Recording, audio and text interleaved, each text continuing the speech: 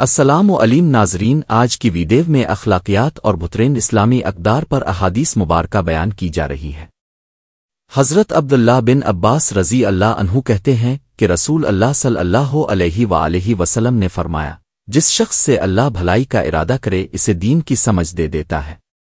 صحت و فراغت اللہ کی نعمتوں سے دو نعمتیں ہیں جن کے بارے میں بہت سے لوگ خسارے میں ہیں۔ جو شخص لوگوں کی وہ بات سنے جسے وہ سنانا ناپسند کرتے ہوں، اس کے کان میں سیسا پگھلا کر ڈالا جائے گا۔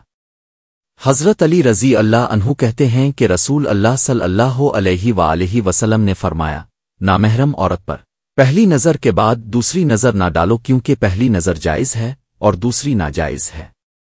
عبداللہ بن سفیان رضی اللہ عنہ اپنے والد سے بیان کرتے ہیں، انہوں نے کہا، میں نے کہا، رسول اللہ صلی اللہ علیہ وآلہ وسلم، مجھے اسلام کا ایسا کام بتائیے کہ اس کے بعد اس کے متعلق پوچھنے کی حاجت نہ ہو۔ آپ صلی اللہ علیہ وآلہ وسلم نے فرمایا، اللہ سے ڈرو، پھر اس پر قائم رہو۔ میں نے کہا، پھر کون سی چیز؟ اپنی زبان کی طرف اشارہ کیا۔ سفیان بن عبداللہ رضی اللہ عنہ کہتے ہیں، میں نے کہا، رسول اللہ صلی اللہ علیہ وآلہ وسلم، مجھے ایسا کام بتائی جس کو میں مضبوطی سے تھام لوں۔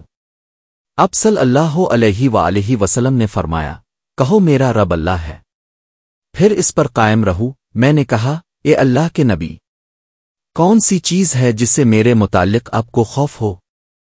تو اللہ کے نبی صلی اللہ علیہ وآلہ وسلم نے اپنی زبان کو پکڑا اور فرمایا، یہ۔ حضرت جابر رضی اللہ عنہ کہتے ہیں، کہا گیا، رسول اللہ صلی اللہ علیہ وآلہ وسلم، کون سا مسلمان افضل ہے؟ آپ صلی اللہ علیہ وآلہ وسلم نے فرمایا، وہ شخص جس کی زبان اور ہاتھ سے مسلمان محفوظ رہیں۔ عبداللہ بن عمرو بن علاس رضی اللہ عنہما کہتے ہیں کہ رسول اللہ صلی اللہ علیہ وآلہ وسلم نے فرمایا، جو خاموش رہا اس نے نجات پائی۔ حضرت ابو ہریرہ رضی اللہ عنہ کہتے ہیں، نبی صلی اللہ علیہ وآلہ وسلم سے کہا گیا، غیبت کیا ہے؟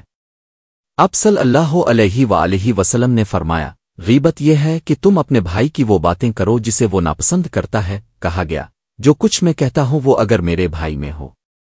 آپ صلی اللہ علیہ وآلہ وسلم نے فرمایا، اگر اس میں وہ موجود ہے تو وہ غیبت ہے، اگر وہ بات اس میں نہ ہو تو وہ اس پر بہتان ہوگا۔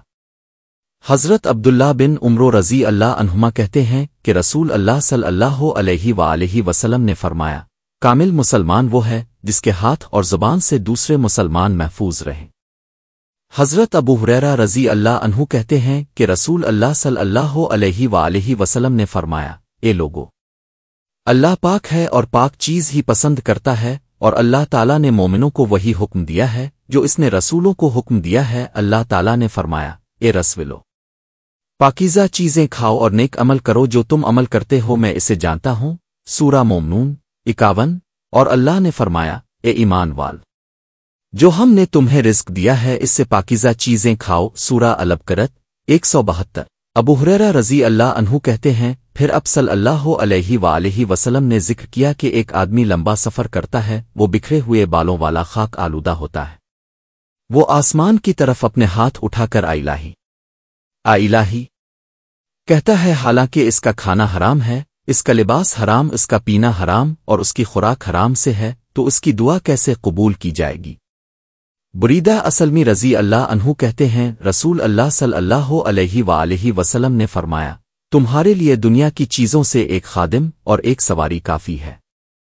حضرت مرداس اسلمی رضی اللہ عنہ کہتے ہیں، رسول اللہ صلی اللہ علیہ وآلہ وسلم نے فرمایا، اچھے سلف پہلے لوگ چلے جائیں گے اور برے جو کی طرح برے لوگ رہ جائیں گے۔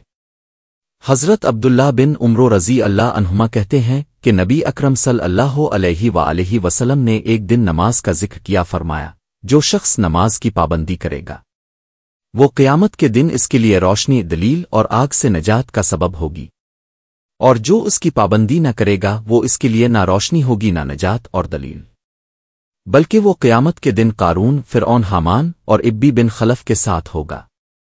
حضرت حذیفہ رضی اللہ عنہ کہتے ہیں، میں اپنے خاندان والوں سے بدزبانی کیا کرتا تھا مگر غیروں سے بدزبانی نہ کرتا تھا۔ میں نے نبی صلی اللہ علیہ وآلہ وسلم سے پوچھا تو آپ نے فرمایا، اللہ سے بخشش کیوں نہیں چاہتے؟ میں ہر دن میں 100 دفعہ اللہ سے بخشش طلب کرتا ہوں۔ ابو اسحاق کہتے ہیں میں نے ابو موسیٰ کے بیٹوں ابو بکر اور ابو بردہ سے یہ حدیث بیان کی تو انہوں نے کہا کہ نبی صلی اللہ علیہ وآلہ وسلم نے فرمایا میں ہر روز اللہ تعالیٰ سے 100 دفعہ بخشش چاہتا ہوں اور توبہ بھی کرتا ہوں۔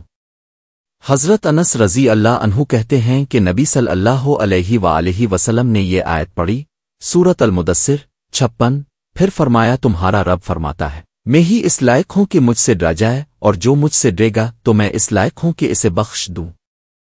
حضرت عائشہ رضی اللہ عنہا کہتی ہیں کہ رسول اللہ صلی اللہ علیہ وآلہ وسلم نے مجھے فرمایا اے عائشہ گناہوں کو چھوٹا سمجھنے سے اپنے آپ کو بچانا کیونکہ ان کے متعلق اللہ کی طرف سے باز پرس ہوگی۔